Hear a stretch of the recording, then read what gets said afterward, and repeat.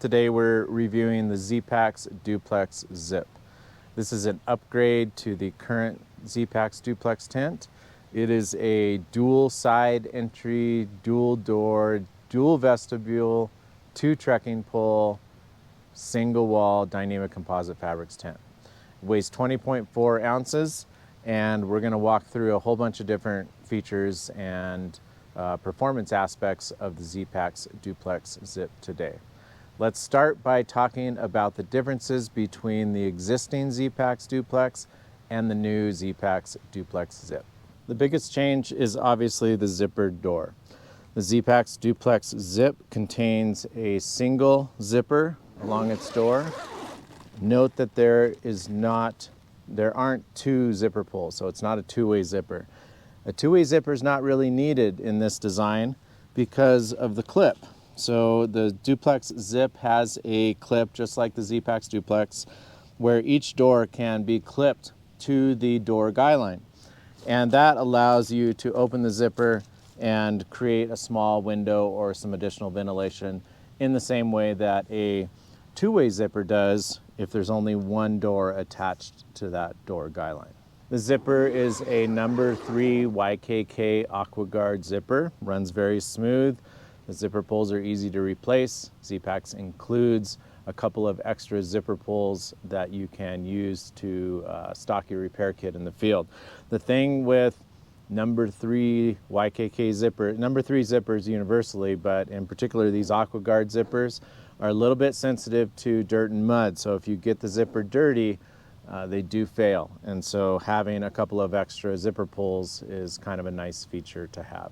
At the top of the zippered door is a peak vent. It goes over both panels of the door, and you can see my hand inside the vent there. It is backed by no-seam mesh. The vent isn't particularly large. I mean, it's wide. You can see it covers the entire peak here, but it's not very deep, maybe 2 or 3 inches deep at this part, which is its widest. And then up here with the no-seam mesh backing, that's actually going to inhibit potential ventilation. So I'd rather see no-seam mesh backing. It provides for better airflow and a bit deeper of a vent. And then finally, the ZPacks Duplex Zip has added magnetic door closure straps, just like Tarp Tent and Hyperlight are doing now. And so this is becoming the common way to affix a door on your tent. It's nice to see manufacturers do this. This is so much easier to deal with than cord and toggles. The Duplex Zip has nice strong magnets. There's no issues at all of these doors coming open in a wind. And really those are the only differences between the Duplex and the Duplex Zip. It adds a couple of ounces of weight to the overall tent. So if the convenience of a zippered door and magnetic closures and the additional potential performance of the peak vents are important to you, then it might be worth that upgrade. Let's walk through the process of setting up the Duplex. My goal here is to minimize the amount of fiddling you need to do to get a perfect pitch. And there is a particular order of things to do so you can pitch the Duplex effectively and quickly, and it applies to other tents of this style like the Gossamer Gear 1 and 2 and the Hyperlight Mountain Gear Unbound, along with ZPacks' other similar tents, including the Duplex L and the Triplex. And the order goes like this. Number 1, lay out the rectangular footprint, stake out the corner guylines loosely, put in the trekking poles, stake out the vestibule beaks, tighten the ridge line, tighten the corner guylines, finally stake out your side panels. Let's see what this looks like. Okay, you can see we've laid out our rectangular footprint and we have staked out each corner guyline at a 45-degree angle off the tent with plenty of slack in that guyline. Set your trekking poles to approximately 48 inches tall. Insert the handle of the pole into the cap and then pull out the peak guyline and door guyline and stake it loosely. And then repeat for the other side. Once the door panels are staked, make sure your trekking pole is straight up and down, and then tighten both door panels. It's really critical that you do the door panel guy lines first before anything else. It's important to have this structure, the door panel ends and the ridge line tight before you fiddle around with the corners. Yeah, you can snug up the ridge guy line just to make sure that's tight. Doesn't have to be super tensioned quite yet. And now you can start pulling tension on the corners.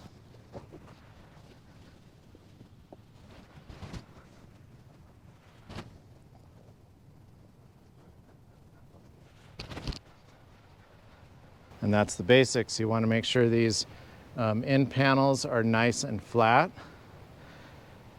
and that there's symmetry in the tension along each of the corner seams. Good tension in the ridge line and tension in the door panels so that they're flat and not puckering or have any loose flappy areas. And then once you have your structure dialed in, you can do your side panel guy lines. Now the purpose of these guy lines is not to create structure in the tent. The purpose is to provide a little bit of headroom, to provide a little bit of wind resistance in case wind loading comes into the panel from this direction. And so don't crank these super tight. Just enough to give you a little volume inside and a little bit of wind resistance for gusts that blow into the tent right here. If you crank these guy lines too tight, you're going to start disrupting the rest of the structure of the tent. And though it might feel like you're doing a good thing by cranking this down tight, what you're actually going to do is cause excess strain at this tie-out point, and that can cause creep or puckering of the fabric, and that can do irreversible damage to the Dyneema composite fabrics. So don't do that one super tight. There is another one here that you can use to create additional headroom and wind resistance as well. This one works really nice if it's fixed to a tree or trekking pole so that the guy line comes out in this direction rather than down to the ground. If you're not already familiar with the ZPacks Duplex, let's go ahead and walk through the standard features. And the features I'm going to show you now are similar on the Duplex and the Duplex Zip. First, let's take a tour of the outside of the shelter. The Duplex and the Duplex Zip are pitched with 6 stakes. There's one stake that connects 2 guy lines, one to the peak and one to the doors. And then there are 4 additional guy lines that secure the corners of the fly. And then optionally, there are guy lines that attach to side panel tie-outs. There is one down low right here and one higher up here. These guy lines can be used to pull the side panel out to give more interior room inside the tent and more wind stability. So if you've got wind pushing into the tent, you can secure these guy lines to keep this panel from deflecting inward so much. All 10 guy lines are affixed to the tent with a line lock, and the guy lines are pre-cut and installed for you, and they're made of 2mm cord. Additionally, at the base of each door is ZPacks custom little metal hook, which attaches to plastic D-rings that are then attached to the door. This little hook is really nice because you can attach the 2 doors to the hook in stormy conditions, and it makes for a little bit more stable connection here.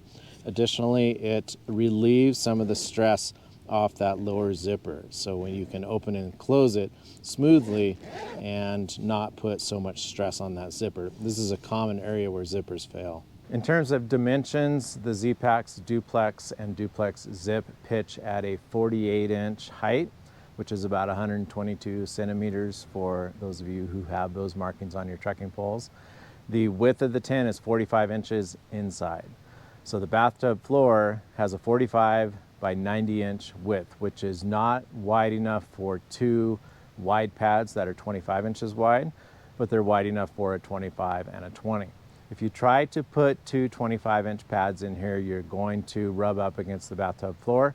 It's a very tight fit, but it is doable. It just takes away some of the bathtub floor space. At 90 inches long and with these shallow sloping walls, this is not a tent for tall people. So if you are 5'10", 5'11", or taller, you might opt for the longer ZPacks Duplex XL or Duplex L. And it provides additional floor length for people who are taller. For couples and people who are regularly traveling and sharing a tent, this is a tight fit. The Duplex L gives you a little bit more space, but that's mostly in length. I would upgrade to something like the Triplex if you're interested in the same type of tent design, but need more floor width and space, interior space for camping as a couple, or if both of you use wide sleeping pads. In terms of exterior dimensions, the height of the Duplex and Duplex Zip pitches at 48 inches, plus or minus about an inch. You have a little bit of leeway there, but not much more than that before it starts to disrupt the shape of the shelter. The ridge line width between the two pole tips is about 53 inches, but the entire width of the tent is about 93 inches, and that's because each vestibule is 24 inches deep, so they are generous vestibules. The length of the tent is about 100 inches, so you'll need a tent platform area of about 100 inches by 93 inches, and then a little bit of extra space for those end guylines and the door guylines that stick out maybe, I don't know, another 3 feet from the tent itself. The canopy fabric is a 1/2 ounce per square yard Dyneema composite fabrics, fairly standard run-of-the-mill ultralight tent fabric. It's available in an option to upgrade to a heavier Dyneema composite fabrics. That's about 3/4 of an ounce per square yard. That gives you about a 40% increase in puncture and tear resistance, and maybe something to consider if you're interested in a longer lasting tent or one that's more resistant to hail damage and whatnot. Okay, so that's the outside of the tent. Let's go ahead and take a peek on the inside.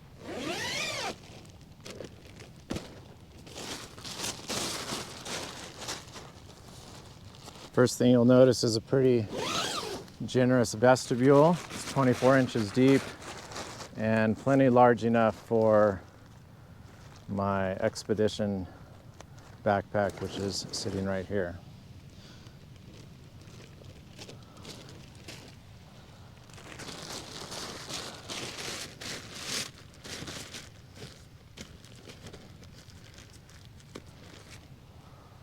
All 4 doors can be rolled away, which is an essential feature in a side entry tent for me these days, because I want the ability to open up the tent as much as possible on calm nights for condensation resistance, and just the ability to have the views from inside the tent is a great feature. One of the defining features of the Duplex is its rainbow zipper. Unzip it with one hand just by pulling on the fabric. Results in the door kind of flopping down inside the tent and out of the way without the need to secure the door to the sides using hook and loop closure or another magnetic closure. The disadvantage to this type of door design is that if it's wet and muddy, you're going to get water and mud on the no-seam mesh of the door panel because it's not able to be pulled out of the way.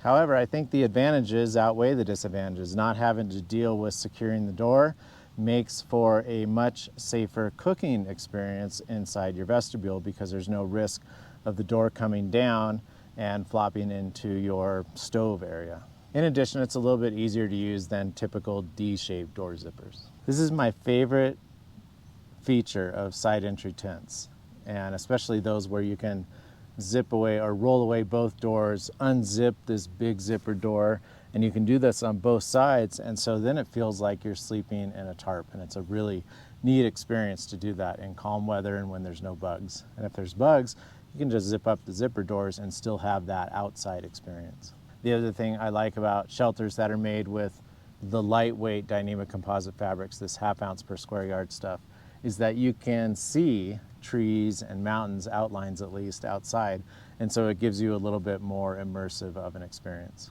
than if you were sleeping in a shelter that had opaque fabrics. When the tent is pitched at a height of 48 inches, the bathtub floor is about 8 inches tall. Most of the time it's going to hover between 6 and 8 inches. It's a floating floor, so it's not staked to the ground, attached to your trekking poles, or secured to your corner guylines at all. It's only attached to the tent via this perimeter of no-seam mesh netting. At the end of the tent, the netting acts as both ventilation and a condensation drain. So condensation that forms on this side panel drips down the side panel and then into this mesh condensation drain right here. That way condensation doesn't drip onto the floor of your tent. You can see this elastic cord right here that's attached to the inside of this side panel tie-out. And the elastic cord is there to keep the bathtub floor raised so that the condensation drain slopes downward so that condensation doesn't come back inside your tent.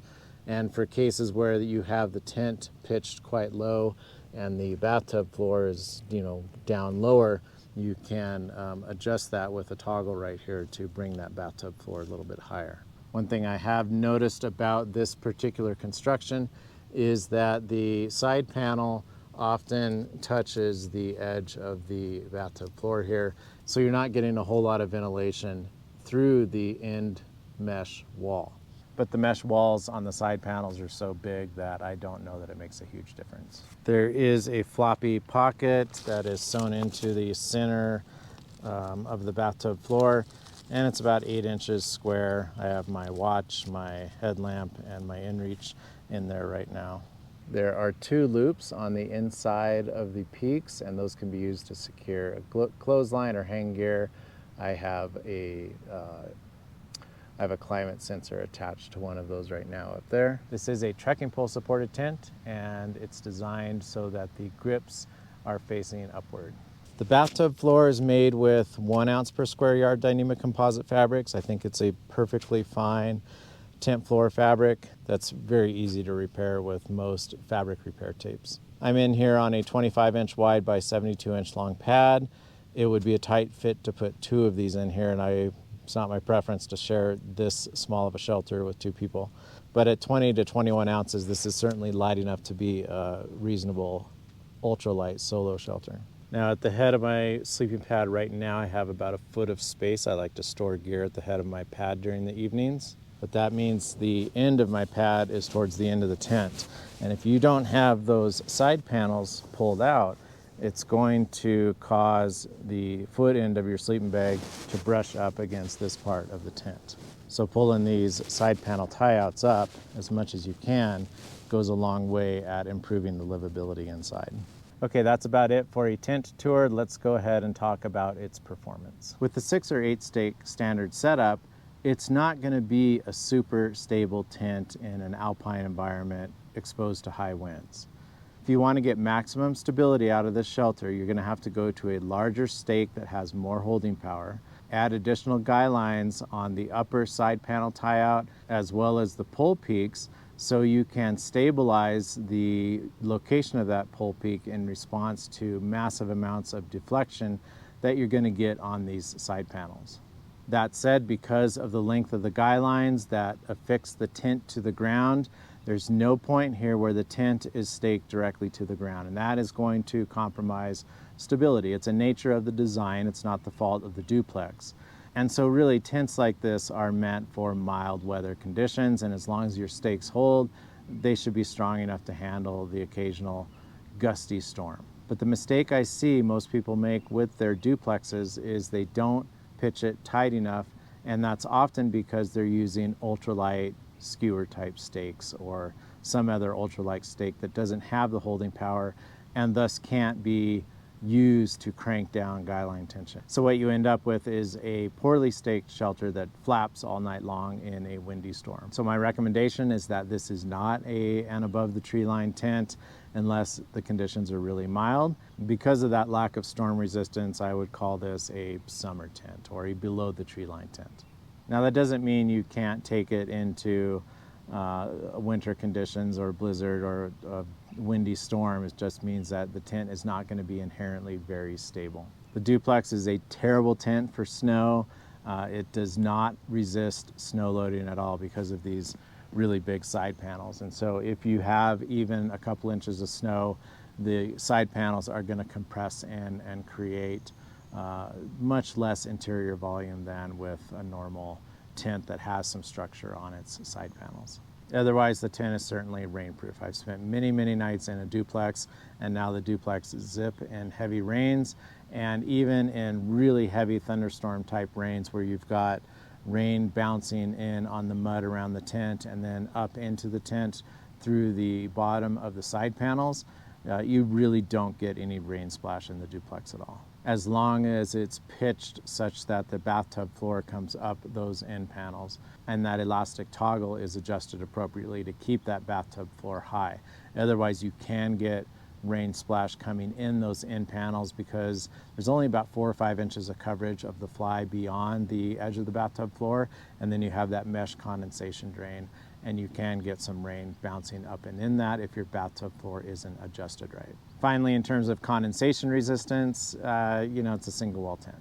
You're going to have condensation issues if you are camping in an environment that's wet and moist and cold. We had this environment here last night. Low temperatures were about 40. It was raining. The humidity was 96+% all night long.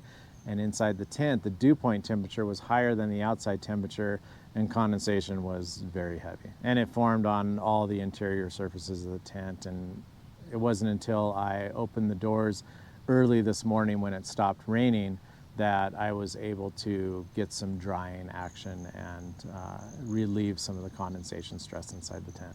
Finally, if there were some things I would change about the ZPacks Duplex and Duplex Zip, it would be these.